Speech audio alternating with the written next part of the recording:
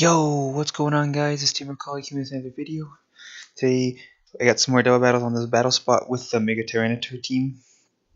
And this first battle was pretty interesting. The team was it wasn't obviously, well, I assume it's not the person, but the 2015 World Championship team.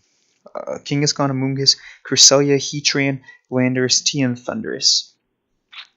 So my opponent decided to leave the Trick Room portion of it out, which is Cresselia, Amoonguss, and decided to bring the other 4 Pokemon. I figured I'd have a pretty good matchup against this team, since I have Excadrill with Earthquake to take care of the Heatran. Even though I decided not to bring it, I didn't think it would be too good in the matchup. But and then Tyranitar I have for Rock Slide and Crunch to be able to take Rocks to take care of Thundurus, and Crunch to take care of Cresselia. Rotom would be pretty nice here, being able to take out some decent Pokemon. So I thought I'd have a pretty good matchup. I didn't know if I'd be able to win, but because it's a pretty solid team all around. But I'm like, I still have a pretty decent matchup here. So let's go ahead and get started. He decides to lead with Landorus and Thundurus, which I wasn't expecting at all. I was predicting either Kangaskhan or Cresselia to lead. Like, not necessarily both, but I was expecting one of those two to be in the starting pair that he'd choose. So that's why I decided to put lead with this, so that I could switch out Tyranitar, switch in Cresselia, and go for a Will-O-Wisp to cripple it and make it take a bunch of damage. But he didn't. So I Mega Ball here. I was like, there's no. I'm gonna protect here with Tyranitar, because I was like, I don't know if this thing's gonna be scarfed or sashed or what. But he just goes straight up for the Swagger. Because I don't know if this is like the exact same team as the World Championship team, but I was like, I didn't want him to go for a taunt on me when I go for Willow, so I just went for the Hydro Pump. Luckily, I don't get hit in confusion. Luckily, I connect, and I actually outsped, so he most likely wasn't scarfed. I pick up a crit there. Might have mattered since I don't think I'm invested in special attack. So one thing that's important to note here, he didn't take damage from the sand, meaning he's definitely holding the safety goggles. So, which the World Championship Thundurus did have.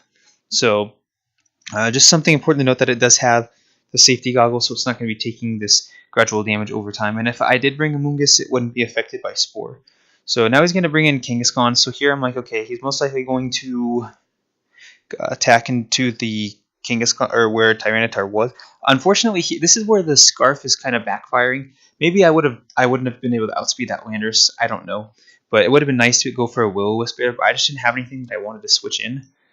So he does go for Power Punch. You see it does all of 14 damage on the first one, and the second one, and you see how much damage he takes from recoil and stuff, and the second one did nothing. So all in all, I take 14 damage. So, and he takes, look at all that damage he's already taken from Hydro Pump and Rocky Helmet. So that was actually really, really nice right there. So one thing that's important to note here is that my Rotom does outspeed his Kangaskhan. So it's most likely slower to fit in with the Trick Room, but that's something that's important to note. So here he goes for a Sucker Punch, which is easily going to be able to knock me out since he's at +2. And it sucks, to be honest. Would have been nice to burn that Kangaskhan. And here he gets a Swagger off on the Cresselia. At this point, so I should have predicted. I'll tell you, I did go for Icy Wind Chill, but it's like, oh, I should have gone for the Safeguard, so that if he does go for, or so that I don't get confused anymore. So it wouldn't have mattered because I had myself in confusion anyway. So if I did go for Safeguard, but here I was like, okay, next one I'm going to go for Safeguard. So that's why I sent in Talonflame here.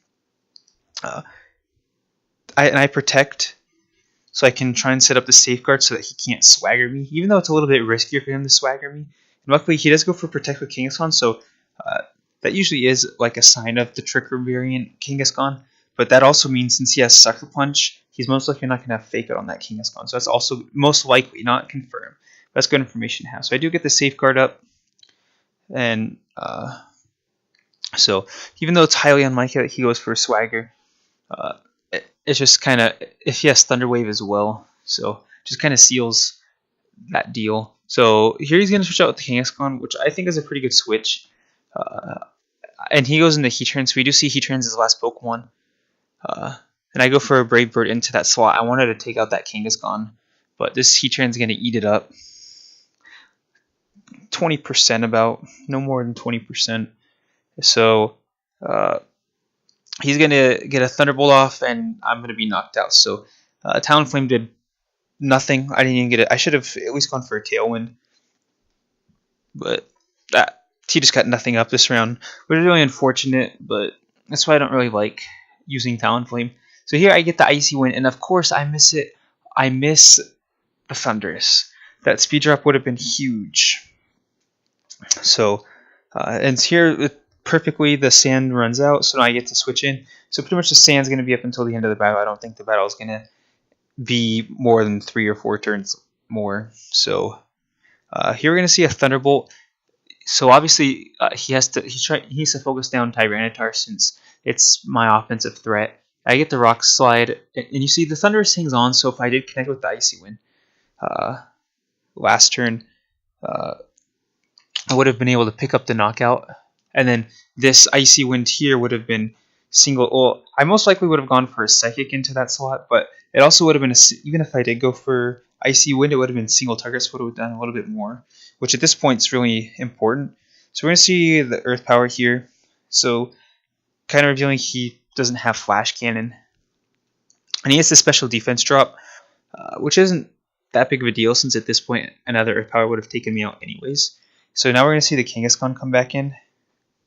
And here we're going to see a Protect. And when I see some, like, I go for Protect as well, and I'm like, oh no, he outspeeds me.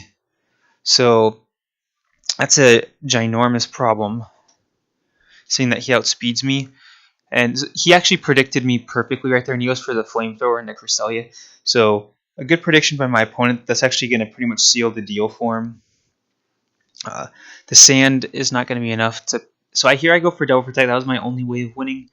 And he just goes for Power Up Punch into Tyranitar. The first one doesn't knock me out, but the second one's going to be enough to knock me out. So, unfortunate. I played pretty well at the beginning, but my opponent did really well at the end, starting with that King. When he switched his Kangaskhan out to preserve it. There I go. I get the Psychic off. But too late, I didn't get the Double Protect. That was the only way I could have won. And my opponent read me like a book, too, when he went for Protect with Kangaskhan, when I protected with Tyranitar, and he went for the Flamethrower and the Cresselia. Pretty big play for him. So, a pretty good matchup. I kind of choked there at the end. My opponent played really well at the end. I got lucky with... I don't know if it's lucky or what, but... I played well at the beginning when I picked up that free knockout on the Landorus, which would have been a huge problem to my team. So, I don't know what I was going for, but we picked up that knockout. That was really nice, but we were unable to deliver. I mean, his Landorus wasn't used, my Talonflame wasn't used, so we're just going to move straight into the next battle. And this time, my opponent had a team of... This is a really interesting team. I'll explain a little bit about the team. It was Blissey, Ditto, Bannet, Cresselia, Driftblim, and Clefable. So from there is no offensive presence on that team. Blissey most likely would be carrying either Toxic and or Will-O-Wisp and probably Seismic Toss, Soft Boiled. Clefable can... I think Blissey can as well, but you get the minimize possibility there. Driftblim might be Destiny Bond. I don't really know. So you look at the 4 Pokemon I have. These are like the 4 offensive Pokemon on my team. Cresselia was not needed here. Neither was a Moongus. I mean, the Spores maybe would have been nice, but from this I was like, it might be like a setup team that he's going to be trying to do, or some sort of cheese where he's just going to, I don't know, do something like set up minimizes. Like, do I have any moves that'll hit 100% of the time? No. Or I should say any moves that don't check accuracy, like Aerial Ace? I don't. Which, I mean, most people don't carry moves like that on their team. Aurasphere might be the only one, since it's powerful. But you don't expect to go against minimize or accuracy dropping teams. So I lead with Talonflame Rotom here because I know the Bannet has the possibility of carrying the Will-O-Wisp. So I didn't want to put Tyranitar and Extra on the front, so that in case he has some sort of Will-O-Wisp, I won't get affected by it. And I'll be, because Talonflame's immune since he's fire, and Rotom's a special attacker, so it doesn't even matter. So we see it is Mega Bannet, and I go for Protect here on Talonflame, so that, and I go, And he goes for the double protect as well. So I was just gonna go for a trick in the Clefable, so I was like, so if it does go for minimize, it's gonna be stuck there, and eventually I'll win.